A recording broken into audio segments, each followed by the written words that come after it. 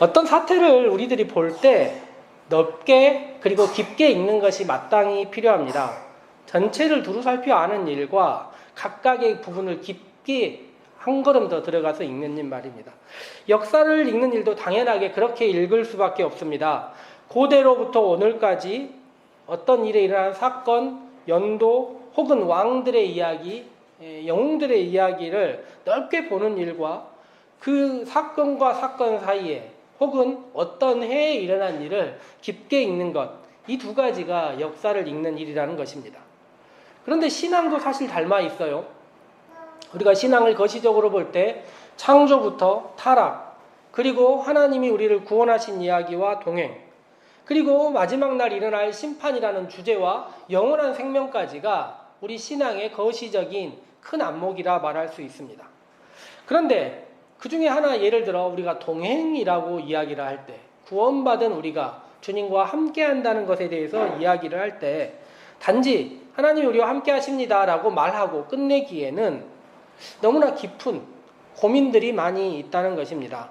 단지 동행이라는 것이 함께 하시는 이야기, 예를 들어 보조를 맞춘다, 의지할 수 있다, 목적지가 같다, 평행선을 같이 걸어간다와 같이 여러 가지 이야기들을 할 수가 있지만 어찌 보면 한 걸음 더 들어가서 우리가 읽어야 될 여러 가지 내용들이 있다는 것입니다. 그렇게 신약성경의 복음서들을 읽다 보면 예수님께서 함께 하심에 대한 이야기가 어떤 매개를 통해서 좀 더 깊이 한 걸음 더 들어갈 수 있는데, 그것이 오늘 우리가 읽은 성경에 나와 있는 갈릴리 바다입니다. 이 갈릴리 바다를 읽다 보면 예수님께서 이곳에서 굉장히 많은 일들을 하셨는데 그 일들이 대부분이 어찌 보면 동행이라는 것이 무엇인가, 함께 한다는 것이 무엇인가를 같이 읽어낼 수 있게 만들어주는 것입니다.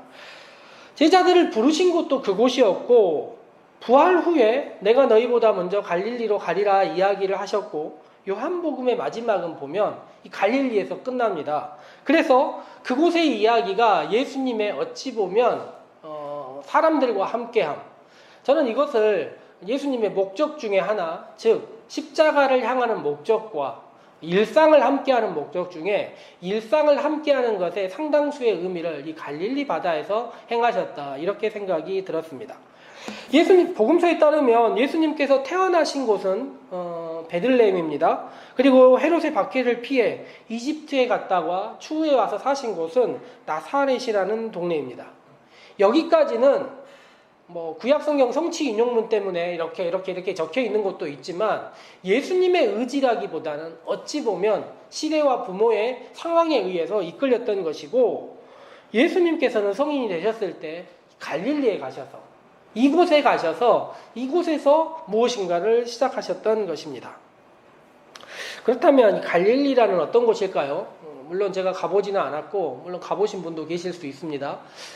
여러 가지 요즘은 상황이 좋기 때문에 구글 이렇게 뒤져서 보면 갈릴리 바다 다 보실 수 있어요. 내용들, 그리고 동영상도 많고 현지에 가 있는 것처럼 거의 흡사 느낄 수 있는데, 이 갈릴리를 호수라고 부르는데 당연히 민물이기 때문에 호수라고 하지만 이스라엘 사람들에게는 이게 호수라는 개념보다는 바다라는 개념이 더 강했던 것 같습니다.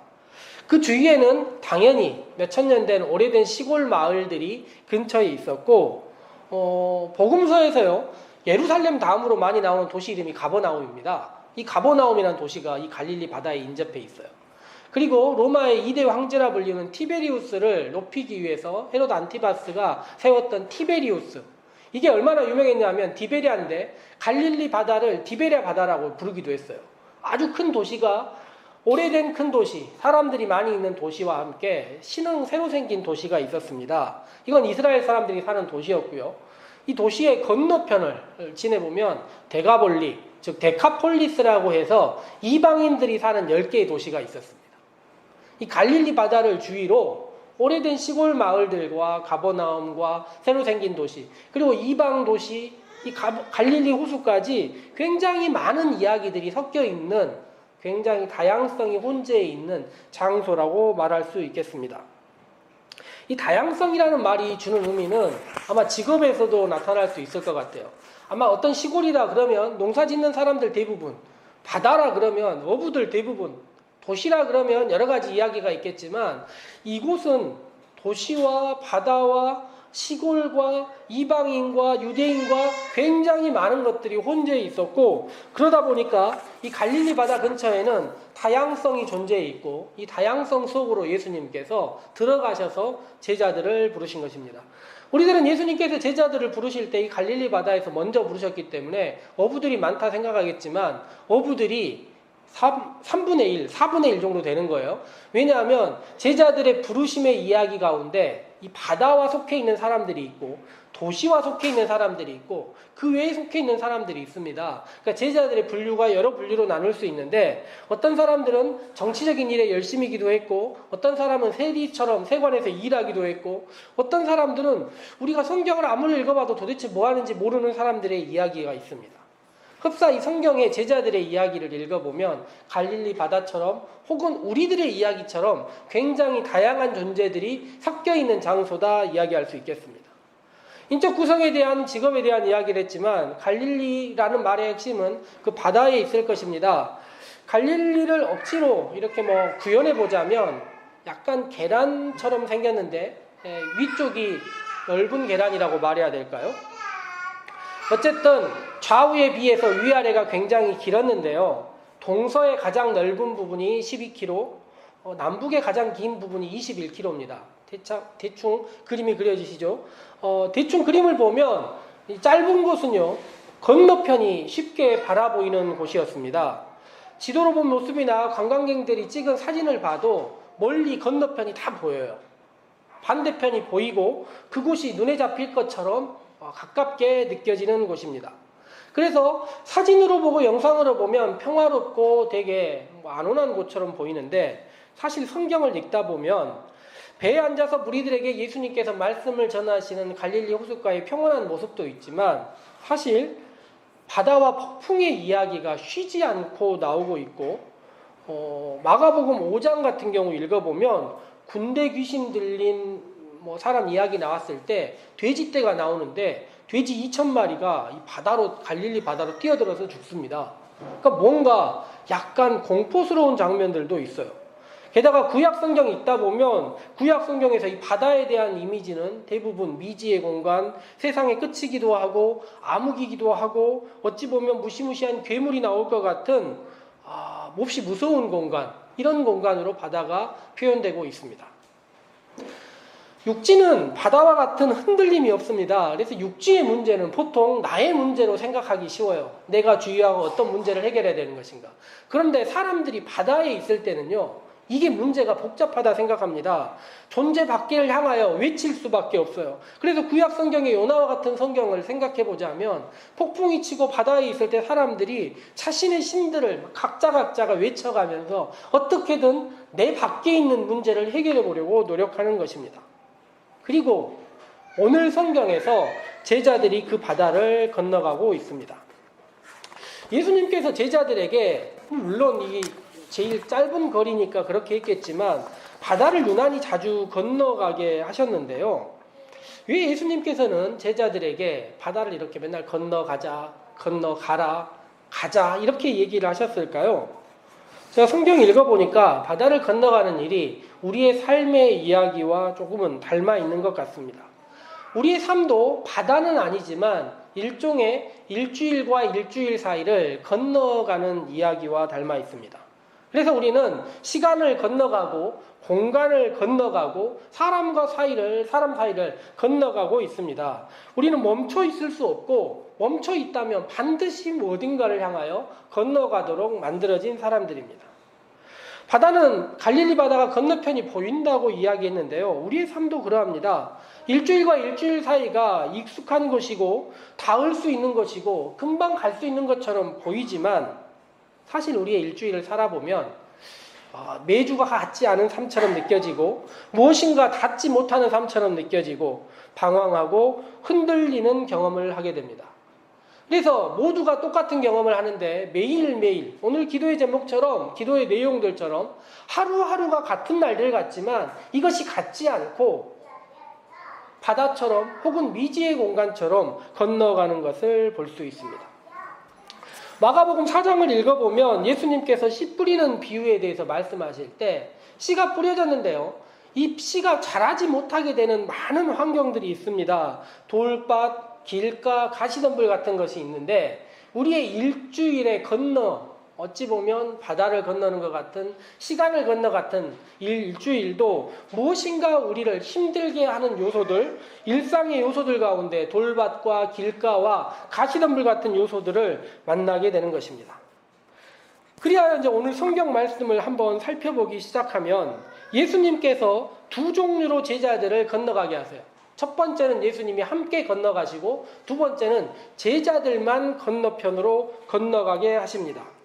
익숙한 바다였고 제자들 가운데 상당수가 어부였기 때문에 이곳의 해류와 바람과 모든 것을 알고 있지만 손에 잡힐 듯하지만 건너가지 못하고 풍랑과 파도 때문에 힘들어하는 제자들의 이야기가 있습니다.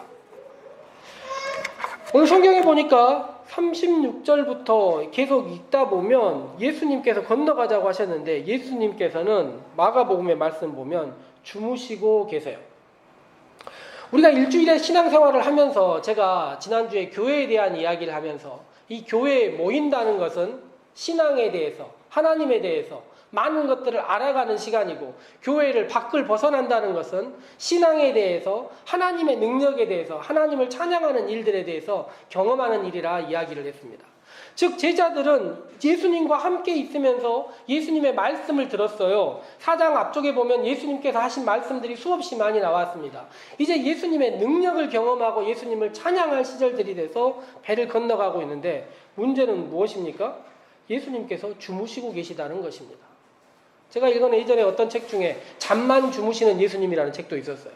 예수님이 함께하고 계시지만 뭔가 도와주지 않고 오히려 함께 있는 것이 부담스럽게 느껴지고 뭔가 이루어지지 않는 것처럼 보인다는 것입니다. 그래서 제자들은 최선을 다하여 노력을 합니다. 무엇인가 해보려고 하지만 결국 되지 않아서 제자들이 뭐라고 얘기합니까? 선생님, 우리가 죽게 되었는데 아무렇지 않으십니까? 라고 이야기합니다. 예수님은 아무렇지 않다는 듯이 일어나서 바람과 바다를 잠재우신 다음에 제자들을, 오늘 성경 말씀에 쓰진 않았지만 제자들에게 이렇게 얘기하십니다. 왜 이렇게 믿음이 없어? 이후에 일어난 일은 제자들은 풍랑을 무서워하지 않게 됐지만 예수님을 무서워하게 되었습니다. 예수님이 원하시는 것은 아마도 제자들이 이것 시절들을 이겨내기를 바라고 있는 것 같은데 우리의 일주일을 지내다 보면 우리는 이겨내는 날들도 있지만 지쳐서 도저히 무엇인가 해내지 못해서 예수님을 깨우면서 제발 도와달라고 이야기하는 시절들이 더 많은 것 같습니다. 예수님은 우리를 함께하지만 더 나은 존재로 만들고 싶어 하지만 어찌 보면 우리는 늘 나약하고 부족한 사람들처럼 살고 있는 거예요. 그 다음 성경을 읽어보면 정말로 예수님은 그래서인지 자신 없이 제자들만 바다를 건너가게 하고 있습니다. 여전히 제자들은 노력하고 있지만 10여리쯤 갔다는 것을 봐서 아직 반도 가지 못했어요. 열심히 노를 저어보지만 갈릴리 바다에 반도 건너가지 못합니다. 그런데 그때 보니까 예수님께서는 어떻게 하고 계십니까? 바다를 걸어서 그들을 찾아오고 있습니다.